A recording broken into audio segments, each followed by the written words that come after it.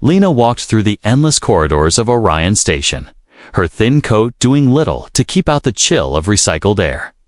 The lights above flickered every few seconds, giving the metal walls a sickly blue glow. Her breath came out in faint, clouds vanishing before she could even see them clearly. She was a stranger here, a human widow on a station where humans were few and never truly welcome. It had been a year since her husband died, but the pain still followed her like a shadow. The days blurred together, one shiftless cycle after another, as she moved from one corner of the station to the next, searching for work, food, or even just somewhere to rest. Every door she had knocked on had been slammed shut. Every promise of help had been a lie, even among her own kind.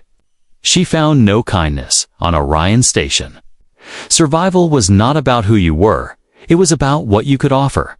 And she had nothing left to give.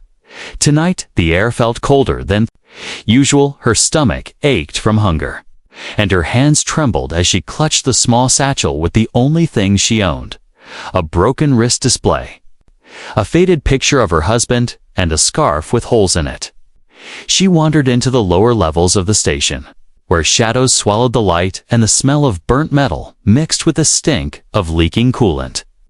The hum of distant engines was like a constant heartbeat beneath her feet.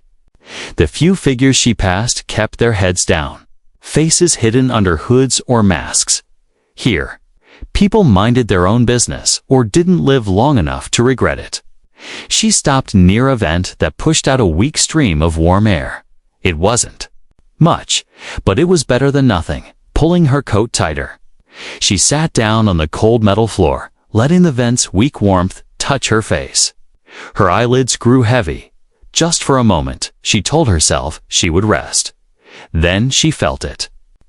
The weight of eyes on her back, her breath caught in her throat.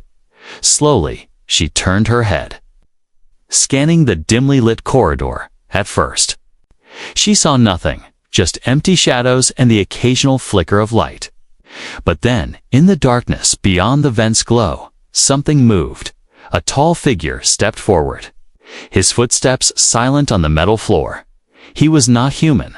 That much was clear at once. His skin had a faint silver hue, and his eyes glowed with a cold blue light. They didn't blink, they simply watched her, studying her. "Who's there?" Lena's voice came out weaker than she wanted. The figure tilted his head slightly, as if deciding whether to answer. Then he spoke. His voice was low, calm, and strangely warm. "You look like you could use warmth." The words hit her harder than she expected, not because of their meaning, but because it had been so long since anyone had spoken to her without suspicion or pity. She swallowed hard, unsure whether to trust him. She had heard the stories about the Varens, about how they tricked people, about how they disappeared without a trace. And yet, there was something in his tone, something that didn't sound like a threat. "Who are you?" she asked, her voice still cautious. "Kale," he said simply. "And what do you want?" "To help you," she let out a short, bitter laugh. "People here don't help strangers," she said. "Then maybe I am not like the people here," Kale replied, his eyes still fixed on her. The corridor was silent except for the distant hum of machinery. Lena's mind raced. Was this a trap? Would she be a fool to follow him? But what choice did she have? She had nothing, no home, no food, no one to turn to. And something about the way he stood there, calm, steady, made her feel like maybe, just maybe, she wasn't about to be hurt. Kale stepped closer. He carried no weapon that she could see, though his long coat might have hidden one. "I have food," he said. "Shelter. If you want it." Her stomach twisted painfully at the word food. She hated herself for hesitating. Finally, she nodded. "All right," she whispered.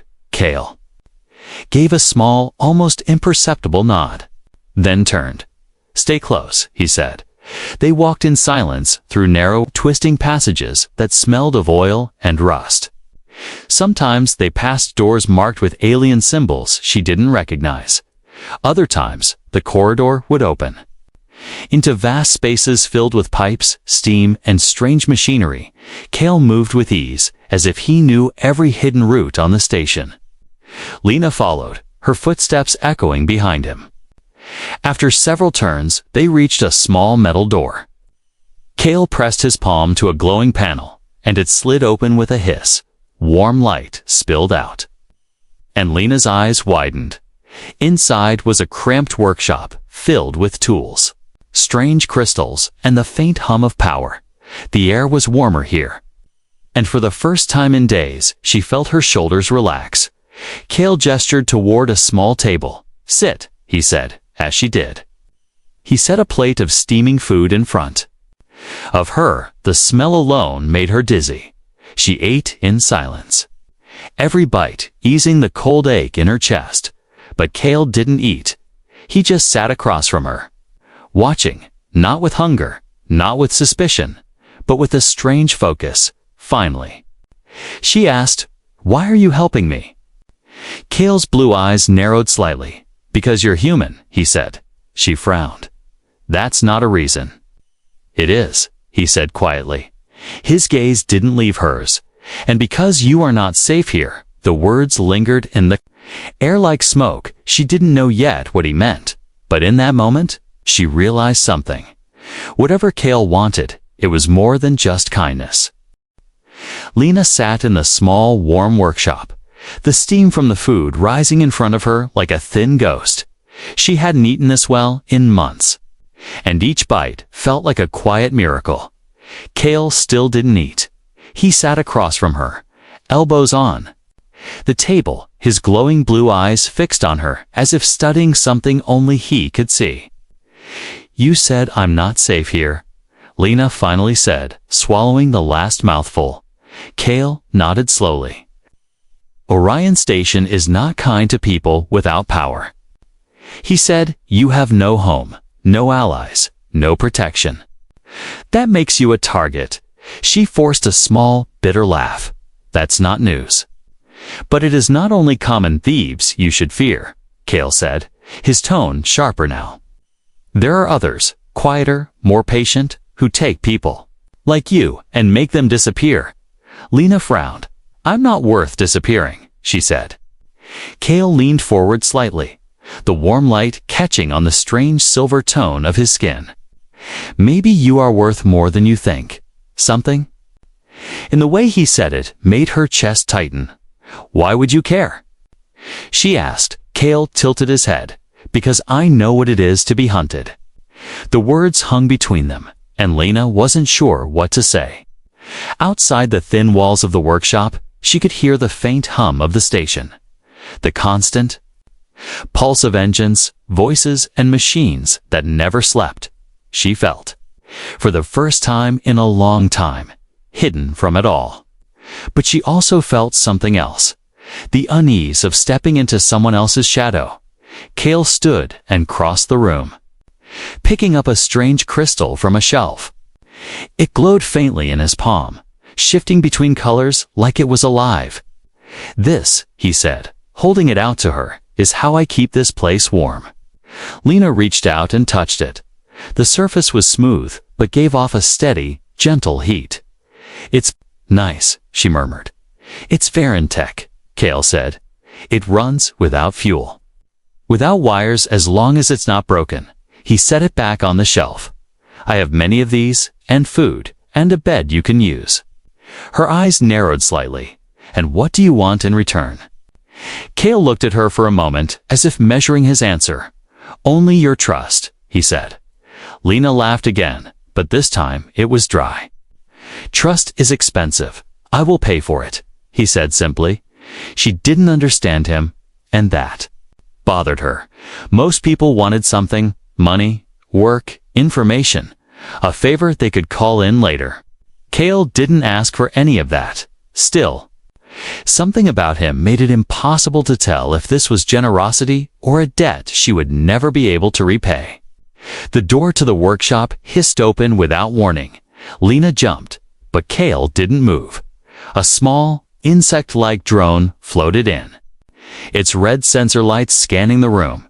It paused when it saw Lena, then emitted a short, sharp tone before flying out again. "What was that?" she asked. "A warning," Kale said. Her heart began to race. "From who?" Kale's eyes glowed brighter. "The people I told you about. They know you are here now." Lena stood, fear replacing whatever warmth she'd felt moments ago. "I should go," she said quickly. Kale shook his head. "If you walk out there, you will not last the night. Then what do I do?" "You stay close to me," he said. His tone left no room for argument. He pulled a long coat from a hook on the wall and handed it to her. "Put this on," she did, feeling the weight of the thick, strange fabric settle around her. It was warm, but heavier than it looked. "Where are we going?" she asked. "To somewhere they cannot reach you," he replied. He opened a side door that led into a narrow tunnel lit only by strips of dull green light. The air smelled damp, like old metal left in the rain. They moved quickly, Kale walking ahead with the silent confidence of someone who knew every turn. Lena tried to keep up, her footsteps echoing softly. They passed locked doors, ladders that led into darkness, and open vents that hissed with steam. The deeper they went, the quieter the station seemed. No chatter, no footsteps, no life, just the low hum of unseen machinery. At one point, Kale stopped and put his hand against the wall. A faint vibration passed through the metal. "They're searching this level already," he said, without turning. "How do you know?" she asked. Kale glanced back at her. "I can hear them."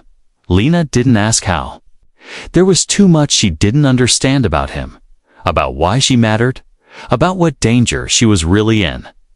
All she knew was that every step away from the upper levels felt like walking deeper into someone else's secret.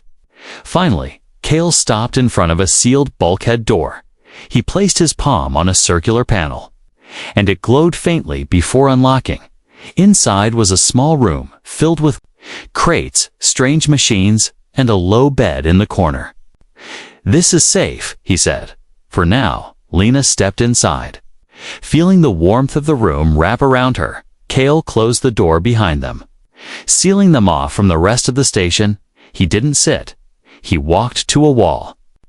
"Covered in maps and blinking screens, they will keep searching," he said. "But they will not find you here unless you leave." She looked at him, her voice low. "Why me?" Kale turned slowly, his expression unreadable. "Because your husband died for something important," he said. Her stomach dropped. "You knew him?" Kale didn't answer. He only said, "And now they think you have it." Lena didn't sleep that night. Even with the warmth of the small hidden room, her mind refused to rest every time she closed her eyes. She imagined metal boots echoing in the hallway, the bulkhead door shaking under heavy blows, hands pulling her out into the cold corridors. The thought of Kale's words, "They think you have it," kept repeating in her head like a broken recording. Kale didn't speak much. He spent most of the night moving between the glowing screens on the wall, typing in strange symbols that shifted like liquid light. Sometimes the screens showed maps of Orion Station, other times lines of alien script. She couldn't read once. She saw a cluster of red dots moving across a section of the map. "What's that?" she asked quietly. "Their search pattern," he said. "They're sweeping the lower decks, and if they find this place..." Kale's blue eyes flicked toward her for a moment. "They won't," he said. But there was no softness in his tone, only certainty. But certainty was a fragile thing. Hours later, while Kale was in the corner checking a crate of tools, Lena noticed movement on one of the screens, a small red dot that wasn't following the others. It was alone, moving in their direction. Her chest tightened. "Kale." "Look," she whispered, pointing. He crossed the room in 2 long strides, eyes narrowing at the display. "That's not one of them," he said. "That's worse." Before she could ask what he meant, the screen flickered. A shadowy figure appeared, not a face, but a distorted shape surrounded by static. Then a voice spoke, metallic and cold. "Bring her to us, Kale." Lena's blood ran cold. The voice wasn't threatening in a loud way. It was quiet, confident, like it already knew the answer. Kale didn't reply. He reached up and cut the feed with one touch, the screen going dark. "They can't find this place," he said. "But they can still talk to it." Lena's voice trembled. "They know your name." "They know a lot of names," Kale said. "It's not the first time they've tried this." A low rumble passed through the walls, and the floor vibrated under her boots. "That's a docking shift," Kale muttered. "They're bringing in more people." He moved quickly, pulling on a dark jacket and slinging a small bag over his shoulder. "You're coming with me," he said. She hesitated. Glancing at the closed door, "If it's safer here, it's not anymore." He cut in. "They'll surround this sector soon." They left through another door at the back of the room, a narrow hatch that opened into a winding maintenance shaft. It was barely wide enough for them to walk side by side, and the air was thick with the scent of burnt circuits. Dim strips of yellow light ran along the ceiling, flickering every few steps. "Stay close," Kale said again. He moved with a silent urgency, not rushing, but never hesitating. Lena's thoughts spun in the dark. Who were they? What did her husband leave behind that could cause all this? And why would Kale risk himself for her? At one point, they passed an opening in the wall that looked out over a huge chamber, a forest of pipes and suspended platforms bathed in red light. Far below, she saw figures moving, all in dark armor, their helmets smooth and blank. "They're here," Lena whispered. "They've been here," Kale replied. "Now they're closing the net." They crossed into another corridor. This one lined with heavy doors, marked by alien symbols that glowed faintly. Kale stopped at one, scanning the markings with his fingers.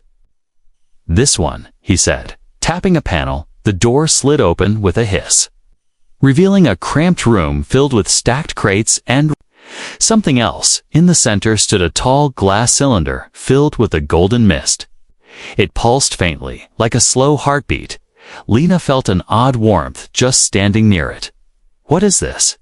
she asked. Kale's voice was quiet, a fragment of what your husband built. Her heart pounded.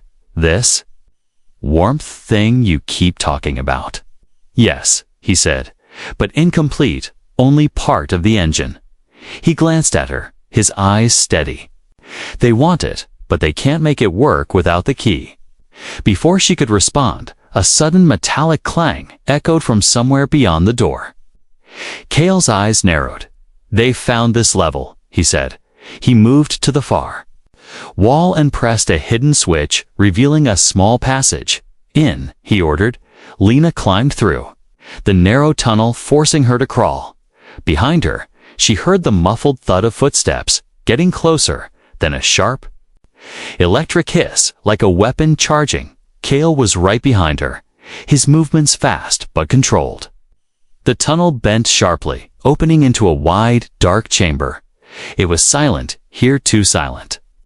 Kale reached for a device on his belt, and a soft blue light bloomed around them. The walls were lined with strange hexagonal panels that seemed to absorb the glow. "This is a dead zone," he said. "They can't scan us here." Lena caught her breath. "But they're still chasing us." "Yes," Kale said, his voice calm again. "Which means we can choose where they find us." He knelt by a panel on the floor, pulling out a small, flat disc. It began to hum softly, and Lena felt the air shift around them. "What's that?" she asked. "A door," Kale said, "to somewhere they won't follow." But before she could ask where, a faint echo rolled through the chamber.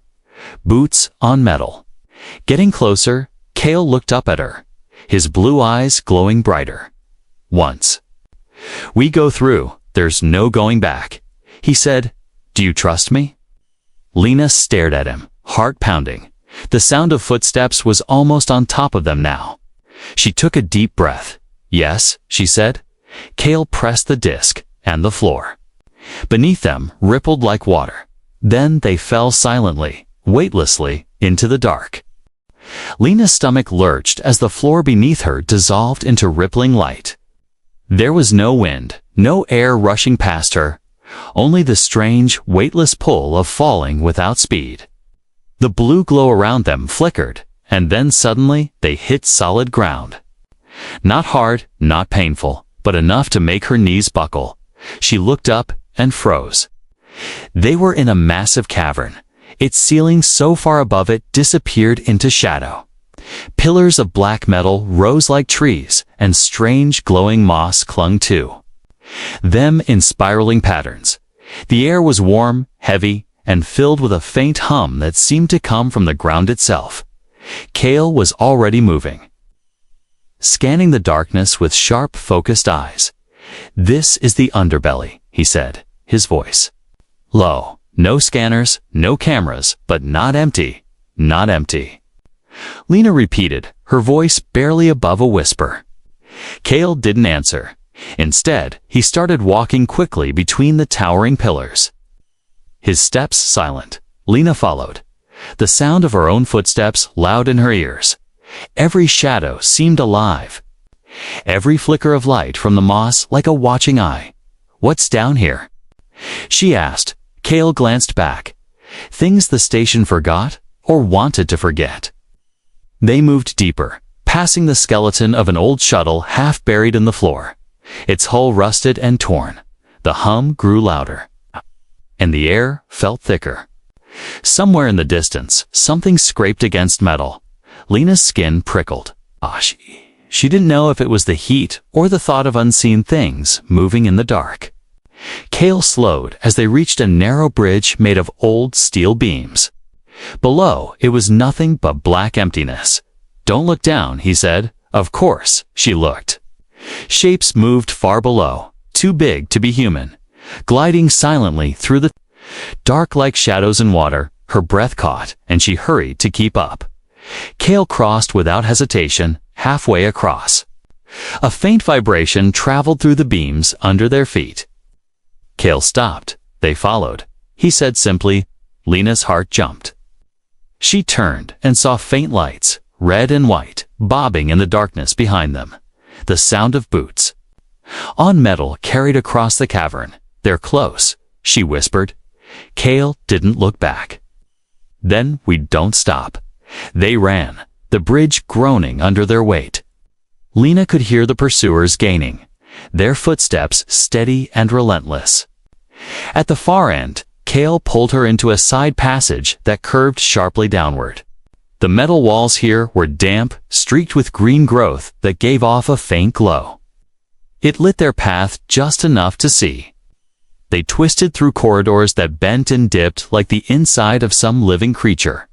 Once, Lena caught a glimpse of movement in a side tunnel, something long and pale that slid back into the dark when Kale's light swept over it. "What was that?" she asked, breathless. Kale's voice was calm but quick. "Not your enemy unless you stop moving." The passage opened into a wide chamber filled with rows of strange machines. Their shapes alien and unfamiliar. Some were still running, screens flickering with unreadable symbols. Others were half collapsed, their innards spilling wires and glowing coils.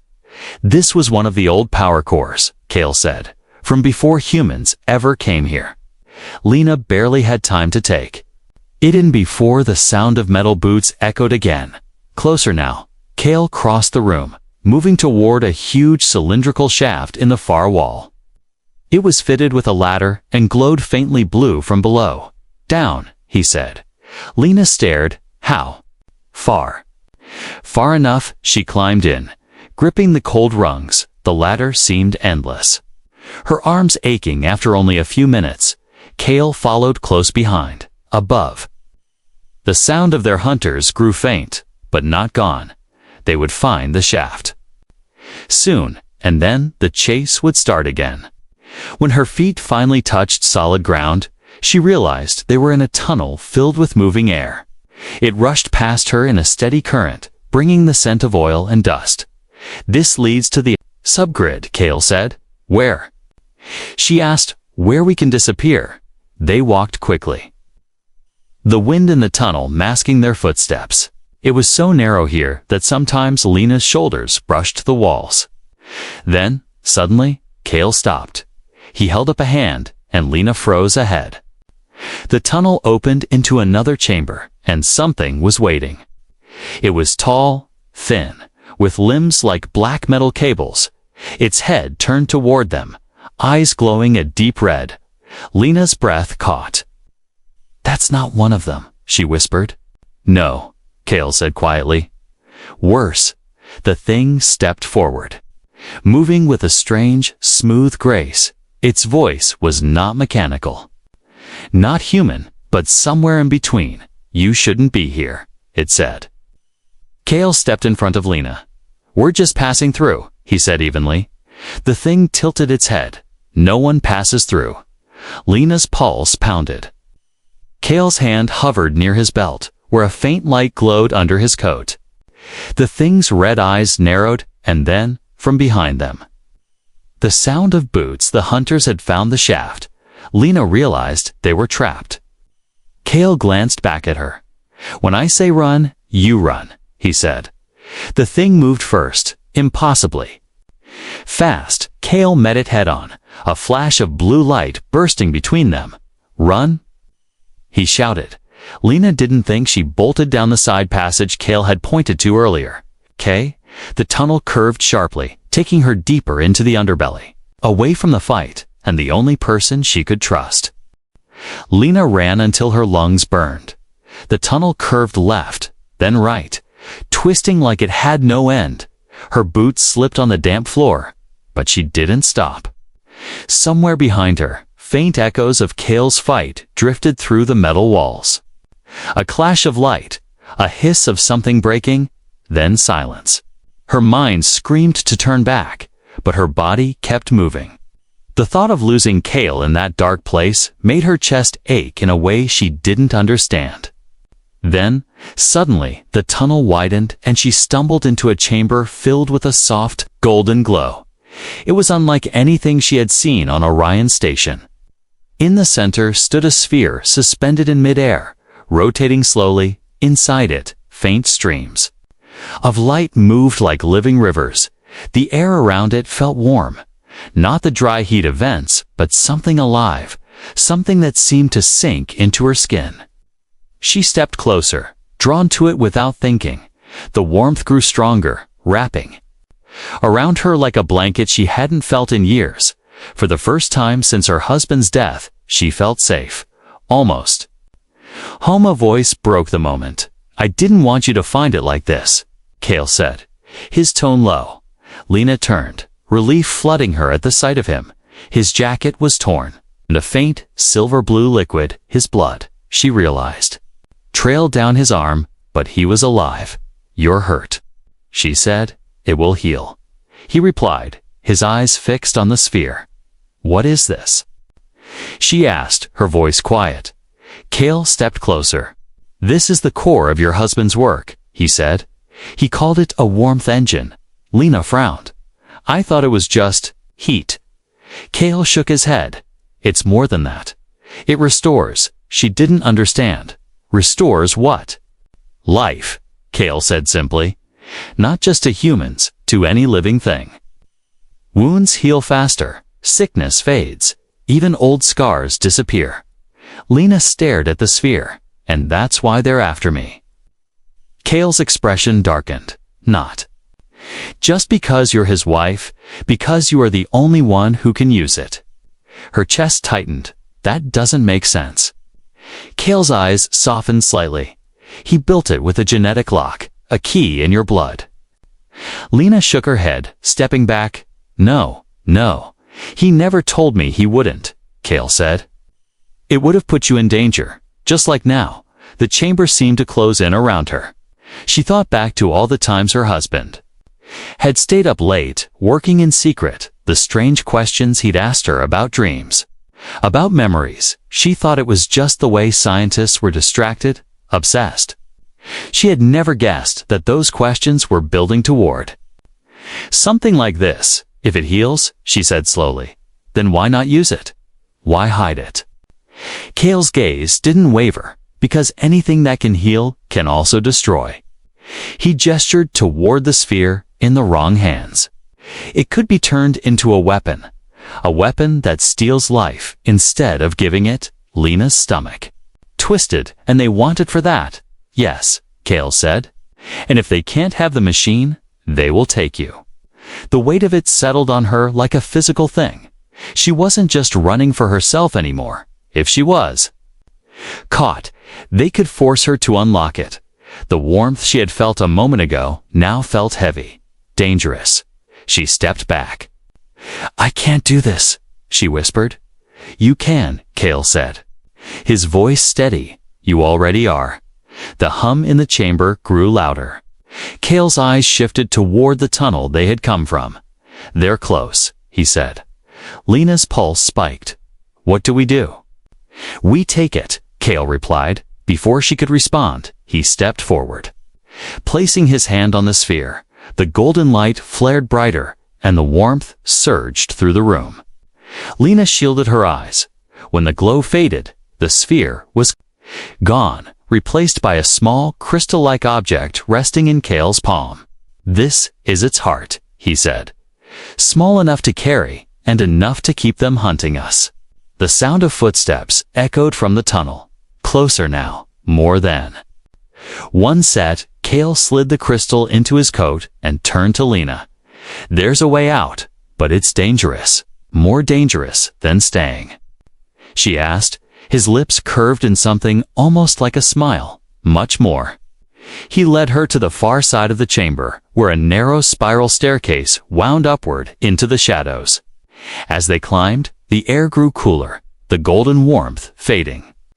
Behind them, Lena's legs ached, but she didn't stop. She kept her eyes on Kale's back, on the way he moved like every step was already planned. At the top, they emerged into a wide catwalk overlooking a vast, dimly lit space below. Hundreds of machines hummed in unison, their surfaces rippling with shifting patterns of light. What is this place? Lena asked, the oldest part of Orion Station. Kale said, built before either of our kinds lived here. A metallic clang rang out behind them. Lena turned. Their hunters were on the staircase. Kale grabbed her hand. Run, he said. They sprinted along the catwalk, the metal rattling under their boots. Ahead, a door stood open, light spilling out into the darkness. Lena pushed herself harder, her breath coming in sharp bursts. The sound of pursuit was deafening now. They reached the door, Kale shoving her through before slamming it shut. The lock hissed into place. For a moment, there was silence. Then Kale turned to her, his voice low but urgent. They will keep coming, he said, and now you know why. The corridor beyond the sealed door was narrow, lit only by strips of pale green light that hummed faintly. Lena's pulse was still pounding from the run. Kale's breathing was steady. Ted, his eyes kept flicking to the walls as if measuring how much time they had. They'll cut through that door. She whispered. Yes, he said. That's why we won't be here when they do. They moved quickly, the sound of their boots muffled by the grated floor. The air smelled of coolant, and something faintly burnt ahead. The corridor widened into a circular chamber, its walls lined with control panels and cables that ran up into the shadows above. In the center stood a raised platform with a socket, the perfect size for the crystal Kale carried. This is the core access room, Kale said. If we put the heart here, it will connect to the station's power grid, and then? Lena asked. Then the warmth will spread, Kale said. It will heal the sick, restore the weak, but it will also make us a beacon. To them, she said. Yes. The thud of heavy boots echoed down the corridor behind them. There. Close, Kale said. He stepped toward the platform. Pulling the crystal from his coat, its golden light spilled into the room, casting long shadows on the walls. Lena's heart pounded. They'll take it, she said. They'll try. Kale replied. The door behind them blew open with a deafening crack. Shards of metal flew across the floor. Dark-armored soldiers poured into the room. Weapons raised, Kale moved without hesitation, the crystal sliding into the platform as he turned to face them. A surge of golden light erupted upward, flooding the chamber. The warmth washed over Lena like sunlight breaking through clouds. She felt her exhaustion fade, the ache in her legs vanish, her breath steady, even the small scar on her wrist from years ago was gone. The soldiers staggered, some lowering their weapons in confusion as the light touched them. But the man at their front, tall, broad-shouldered, his face hidden behind a silver mask, didn't slow. His voice was deep, cold. Step aside. Kale, Lena froze. There was something in that voice, a faint familiarity she couldn't place. Kale didn't move. You'll have to take it over my body, Key said. That can be arranged, the masked man replied. He raised his weapon, a long, sleek rifle that hummed with deadly energy. Kale moved fast, faster than Lena had ever seen. He slammed into the man, the weapon firing into the ceiling, sending a spray of molten metal raining down. The soldiers opened fire, but the golden light rippled outward, distorting the air around Lena and Kale like heat waves. The shots missed, scattering against the walls. Lena's instinct screamed at her to run, but her feet stayed rooted. She couldn't leave him, not now. She saw the masked man shove Kale back, his strength unnatural. The mask tilted toward her. Lena, he said, her name sharp in the quiet between blasts. Her chest tightened. How do you know my name? She demanded. The man reached up and pulled off his mask. Her breath caught. It was Ryan, her husband's closest friend, the man who had stood beside her at the funeral, who had sworn to protect her. You, she whispered. Ryan's eyes were cold. I told him not to build it, he said, but he didn't listen. So now I'll make sure it's used for something greater. Kale stepped between them. You mean something deadlier. Ryan's jaw tightened. You don't understand, Kale. This engine could change the balance of the galaxy. The weak would be strong, and the strong would be stronger. You mean you, Kale said. Ryan's lips curled into a thin smile. Help me. Lena, we can finish what your husband started. Her heart twisted. Her mind flashed to the warmth engine's glow, the way it healed, the way it could help. But Kale's warning echoed in her head. Anything that can heal can also destroy. I won't help you, she said, her voice steady. Ryan's expression darkened. Then you leave me no choice. He lunged forward, grabbing her arm, but before he could pull her away, Kale slammed into him again. The two crashed into the side wall, metal groaning under the impact. The crystal pulsed brighter, the warmth building into something almost too intense to bear. Kale shouted over the roar of the energy, Lena, you can control it. Focus. She didn't know how, but something inside her seemed to answer. She stepped toward the platform, placing both hands on the crystal. The light flared, flooding the room in blinding gold. The soldiers staggered back, some dropping their weapons. Entirely, Ryan let out a sharp cry, releasing her arm as the light burned against him. Kale moved fast, slamming the door control, sealing the chamber with a heavy clang. When the light faded, Ryan and his soldiers were gone, retreating into the shadows beyond the sealed door. Lena stood, shaking, the crystal still glowing softly under her hands. Kale stepped beside her, his voice quiet. They'll be back, I know, she said, her gaze fixed on the crystal. But now, I know what I can do. The golden glow of the crystal dimmed, fading into a steady, gentle pulse. The chamber felt warmer, softer, as if the fight had never happened. Lena stood in the center, her hands still resting on the heart of the warmth engine. Kale watched her silently, his breathing slow, but his eyes alert. He was listening not to her, but to the station itself, as if waiting for it to speak. They're gone, for now, he said. His voice was calm. But Lena heard the warning behind the words. Gone for now did not mean gone forever. She stepped back from the crystal, her hands tingling from the energy that had passed through her. It hadn't just healed her body, it had touched something deeper. She felt lighter, stronger, but also connected, as if the warmth was still inside her. What happens now? She asked quietly. Kale's gaze lingered on her. Now, we keep moving, he said. Orion Station won't stay safe for long. Lena nodded, but her eyes drifted back to the crystal. Part of her wanted to stay, to protect it. Another part knew that staying would only make it easier for Ryan to find her again.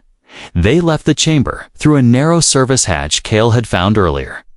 The path wound through dim corridors, each step taking them farther from the central decks. The noise of the station grew fainter, replaced by the steady hum of deep systems, the heartbeat of a place few people ever saw. At one point, they passed an observation slit, and Lena stopped. Beyond the glass stretched the endless dark of space. A nearby gas giant loomed huge, its swirling clouds glowing faintly against the black. For a moment, she forgot the danger. The chase, the fear. For a moment, she simply stared. It's beautiful, she whispered. Kale stood beside her. His reflection a faint outline in the glass. It's big, he said, too big to survive alone. They moved on, eventually reaching a small docking bay hidden beneath layers of abandoned cargo crates. A single ship waited inside, sleek, dark, and shaped like the wing of some alien bird. This is yours, she asked. Kale nodded. It's faster than anything they'll send after us. At least for a while, they boarded quietly, the ship's interior dim and functional. With only a few personal touches, a folded blanket on one seat, a small collection of strange crystals stored in a net above the controls. As Kale powered up the engines, Lena settled into the co-pilot seat. The hum of the ship was different from the station, deeper, more alive. It felt less like a machine and more like a companion. The bay doors opened and they slipped into two. The void, the station shrank behind them, its massive ring of light fading into the stars. Lena didn't look away until it was only a speck. Do you have somewhere to go? She asked. Kale's eyes stayed on the controls. Yes, he said. A place where the Varens still keep their old promises and where humans are rare. But not unwelcome. The way he said it made her heart shift in a way she didn't expect. It wasn't just a safe place he was offering, it was something closer to belonging. And for the first time in years, she realized she wanted that. Hours passed as the ship sailed through the black. Lena told him small stories about her husband's stubborn habits, about the first time she set foot on a space station, about the feeling of being left behind. Kale didn't tell much about himself, but every so often he would say something that hinted at a long, dangerous history. Once, he told her about a world covered in silver forests, where the air shimmered like water and nothing ever truly died.